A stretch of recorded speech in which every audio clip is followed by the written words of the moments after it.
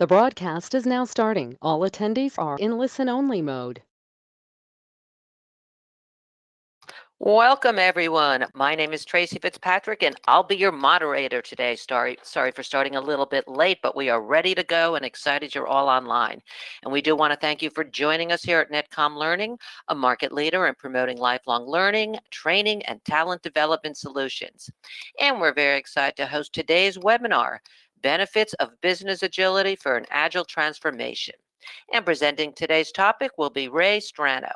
Ray is a PMI Certified Instructor, Senior Project Manager, and Consultant with over 18 years of experience in the computer networking field. His expertise includes delivering high-level training classes to individual and corporate clients in project management in preparation for PMI certification exams. He was also designed and developed new offerings and revisions to existing courseware. He's also well-versed in concepts by demonstrating the latest problem-solving techniques, which helps his students understand and learn the basics, and has achieved an industry-learning 98% exam pass rate and provided post-class results analysis, feedback, as well as support. Now, please bear in mind that this is an overview of a very robust topic. We do offer a collection of technical and business courses that can be tailored to your specific requirements. If you are interested in a further discussion, you can make an appointment with our learning consultants through our website at netcomlearning.com. Netcom Learning helps customers build innovative learning organizations by achieving a smarter workforce, adapting to change, and driving growth. We do this with a broad catalog of offerings, developing customized learning plans, and our global delivery capabilities. Since 1998, we've been empowering organizations with our managed learning services to help them reach optimal performance results and address challenges. We do have 9 practice areas in which we specialize. They encompass people, process, and technology training. Today's presentation is from the Business Process Practice area. Netcom Learning also offers a comprehensive training portfolio for PMI courses, which you can check out there on your screens for all of our upcoming classes. Private training to teams is also available, of which the learning plan can be customized to the specific needs of that audience. You can also access a variety of marketing assets, which as the free 1-hour training, free on-demand training, and blogs by clicking on the available webinar handout. These offerings can be found with a simple search on our website at netcomlearning.com. So why should you attend today's webinar? In this webinar, you'll acquire the required skills and knowledge to embrace business agility to the core and gain the real benefits of an agile business transformation. And now I'd like to give you a quick overview of the logistics before we get started. To begin with, you do have the option to adjust the window size to your liking. Simply hit the escape key and find the zoom button on the top left corner of your GoToWebinar viewer. Everyone has been muted except for our presenters. Feel free to submit any questions you have for the presenters here in the question pane, and we will address them at the end of the session. And to get the best out of today's webinar, we have included the slides, courses we talk about, and marketing assets in the handout section of your GoToWebinar viewer. You may refer to them to get a better understanding of the topic. And we do realize that some of you may have to log off early and want to let you know that as you leave the session today, you'll be presented with a short survey. We'd like you to just take a quick moment to participate in that survey because your feedback really does help us understand your learning experience and improve our future sessions. The survey answers are measured on a scale of 1 to 5. And now finally, I am going to pass this over to Ray, our presenter, to share in his knowledge. Okay, Ray, go ahead. You are live. All right. Thank you, everyone. Glad to see everybody is here. Sorry for the delay. Today, I'm going to be talking about the business benefits of Agile, not so much as a project management methodology where it evolved from, but more as a evolving business concept. If I can figure. So our agenda for today is we're going to talk about business agility, how our business enterprises have evolved, some critical agile levers, what it takes to lead in an agile environment, and we'll talk about some issues dealing with team agility. And Hi, I then, just want to interrupt one quick second, Ray. If you could just share your screen and go full screen, that would be great. okay, how about now? Beautiful. And then go full screen. Perfect. Thank you. Okay, so that's a listing of what we're going to be doing. And why is that not working?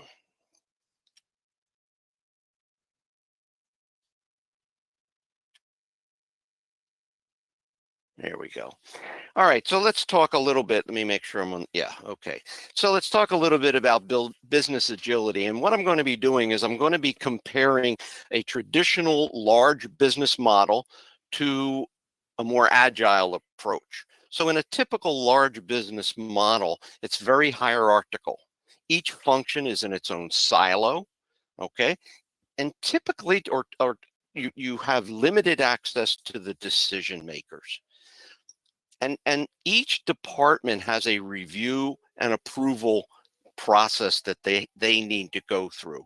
So if you're deploying something new, if you're charged with developing a new product or in new software, each one of these departments has a review responsibility, and it's almost like you have to wait in line to get it considered by legal or marketing, development, testing, deployment, sales.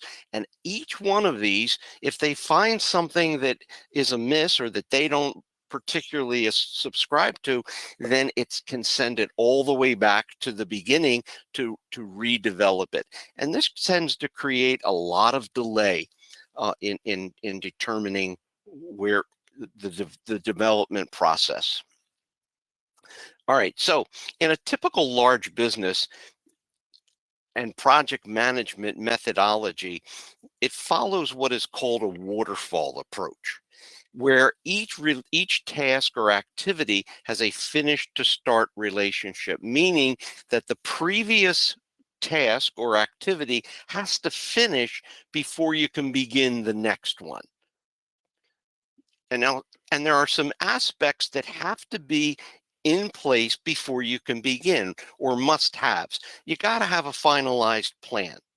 There needs to be agreement to that plan by all parties, both internal and external. And you have to have a contract in place. So think, if you will, to building a house, a very waterfall or type of approach.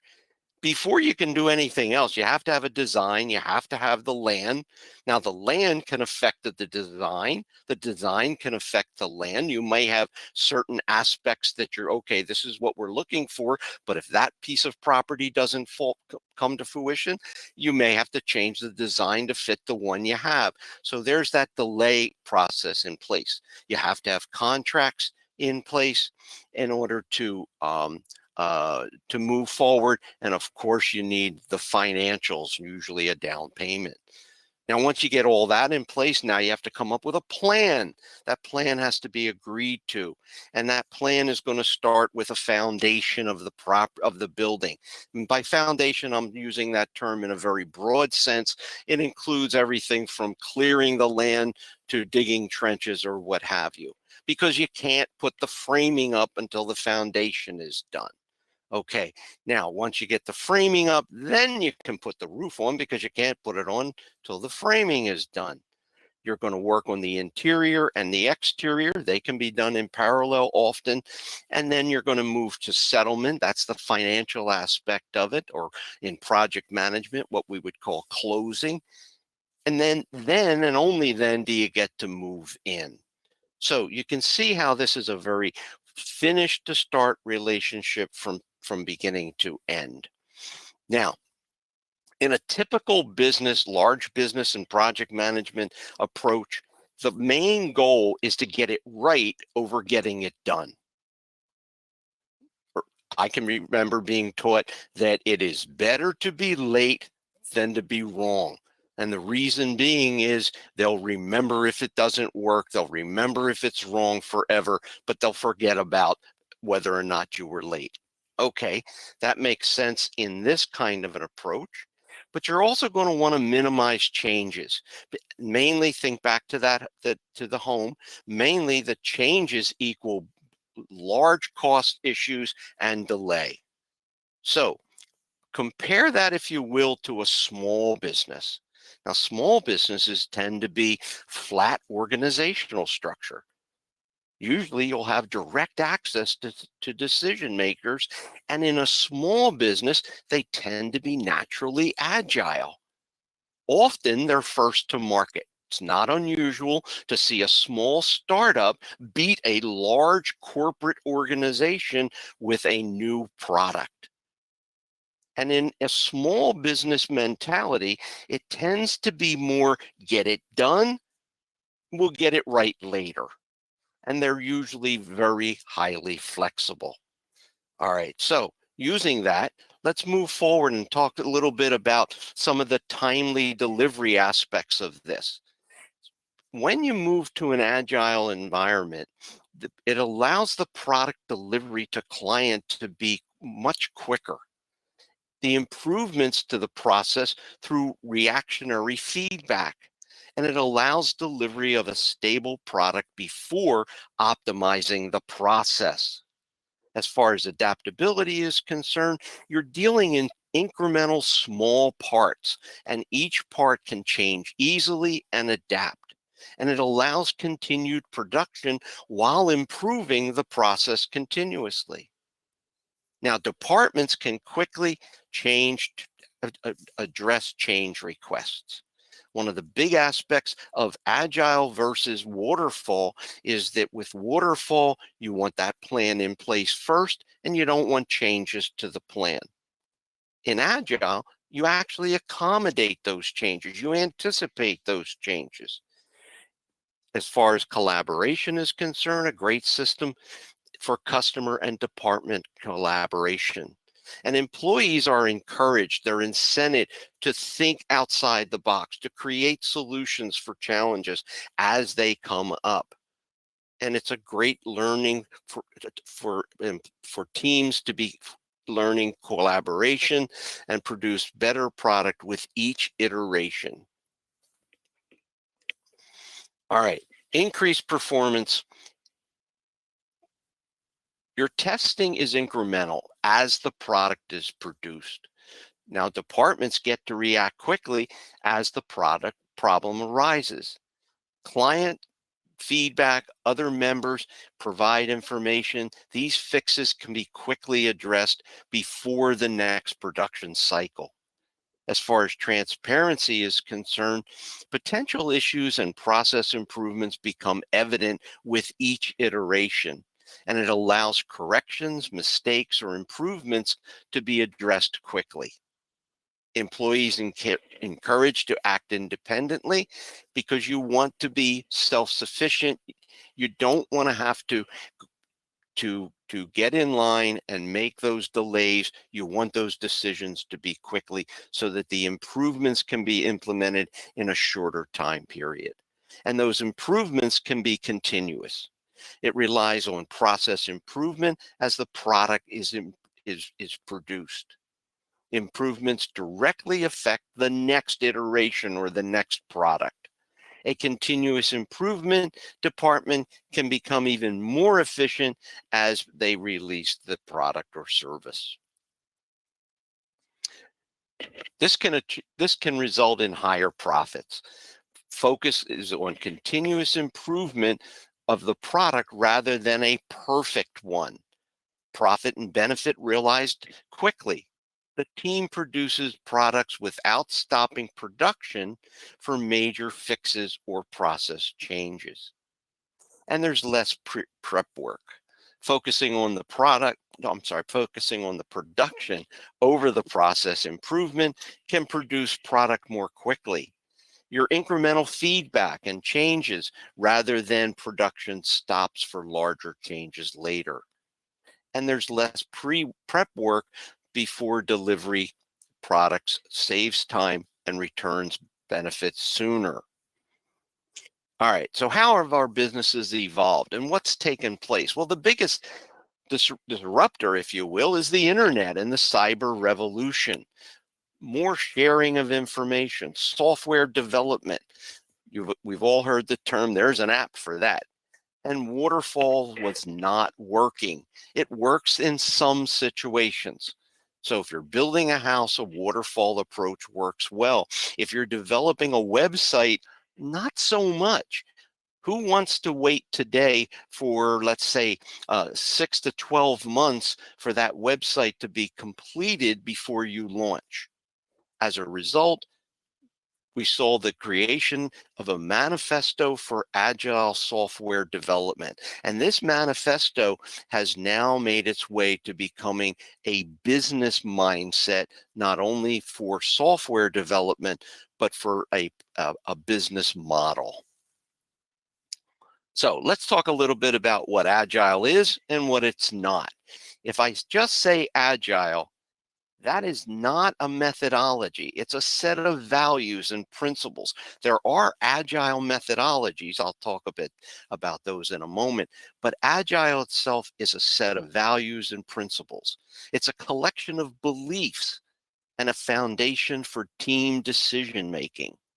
It's not, as I said, a methodology.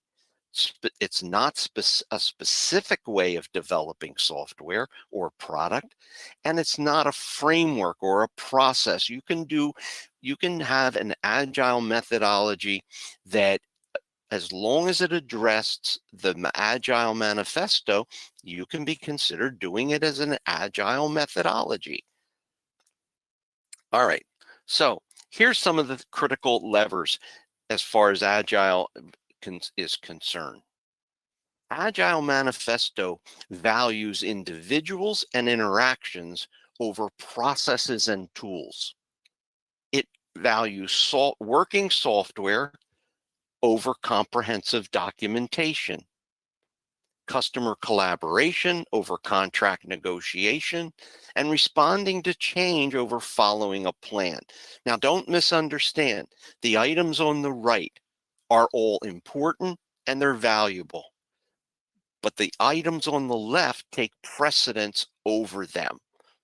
So rather than spending enormous time making sure all the documentation is absolutely perfect, we want to get that working software. We want to get that product to market.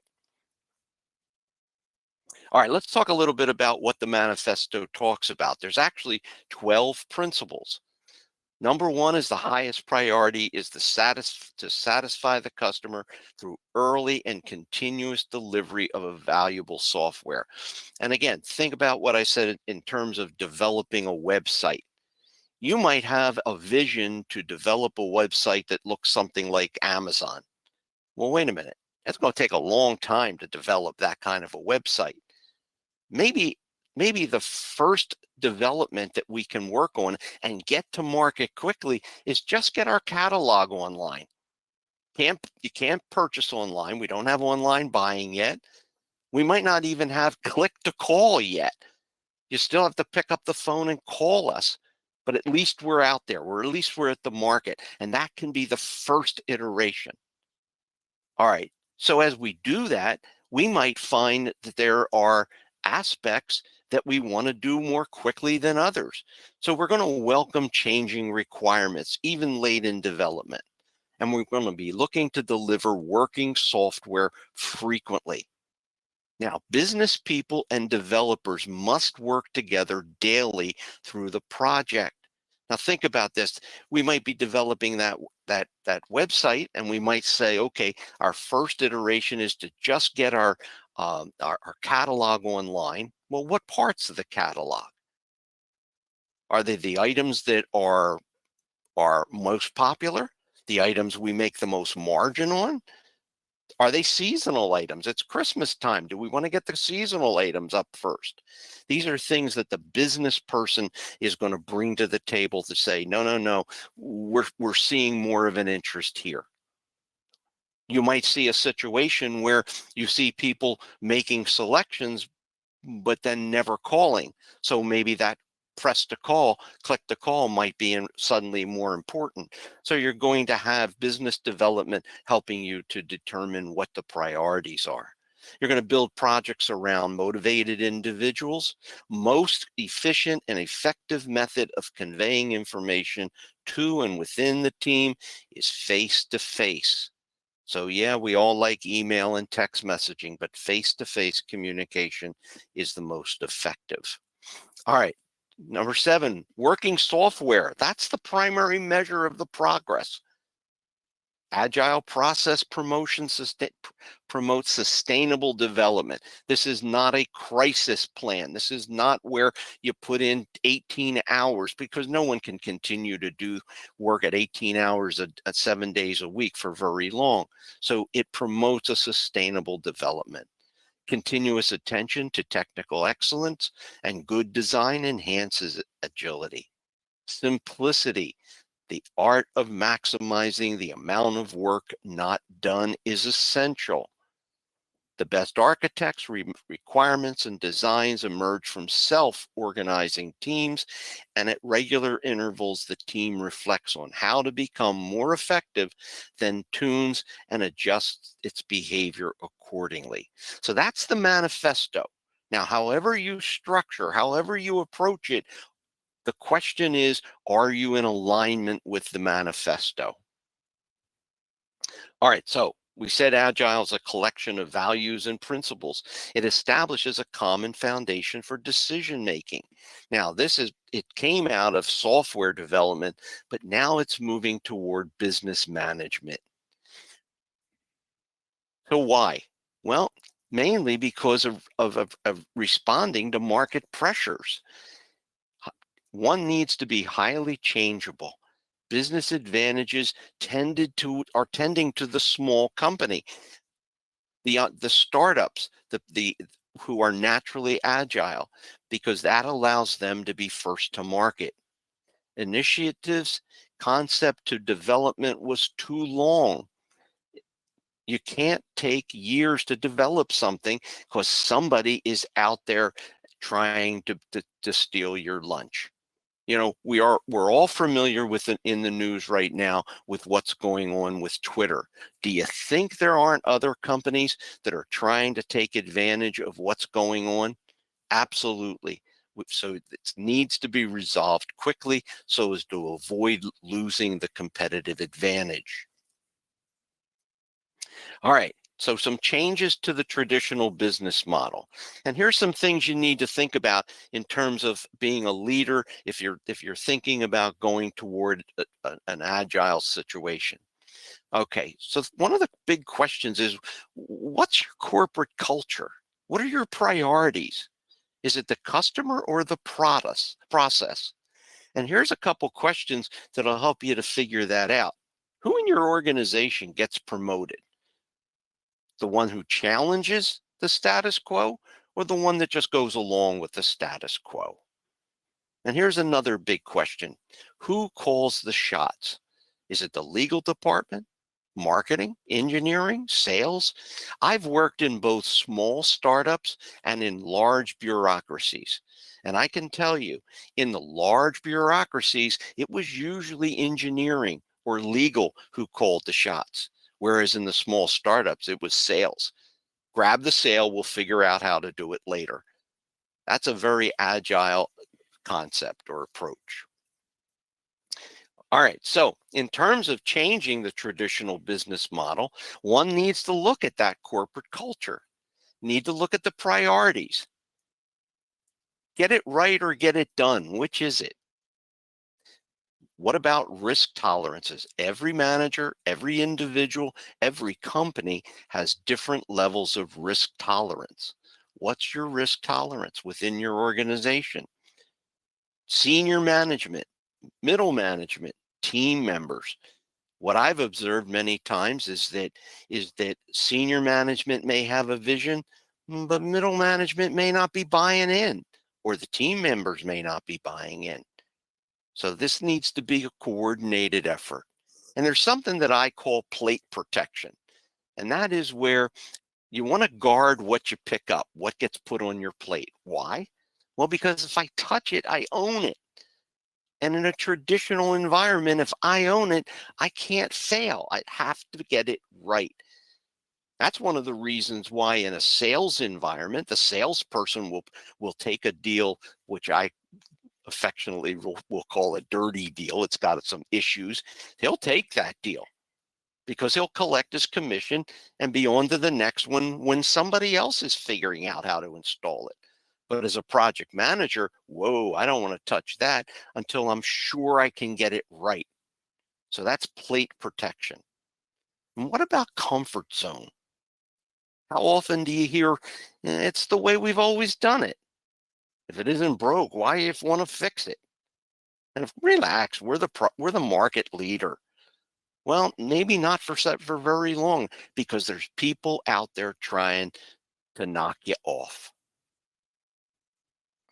All right, so here's some things you want to take a look at as far as the team is concerned with agility. And you want to be adopting an agile mindset.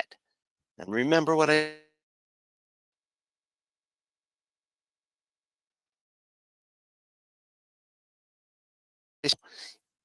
you cannot implement an agile system from the bottom up. You have to have senior management buy-in and support. You want to organize agile project teams, and you want to make sure you're taking advantage or utilizing cross-functional teams. So rather than having to go to the legal department and wait for them to review something, you want someone from legal on the team. You want someone from all the departments on the team so that decisions can be made at the department level, at the team level, rather than having to go to that silo. And here's one of the biggest mistakes that I see organizations make. You have to recruit motivated members.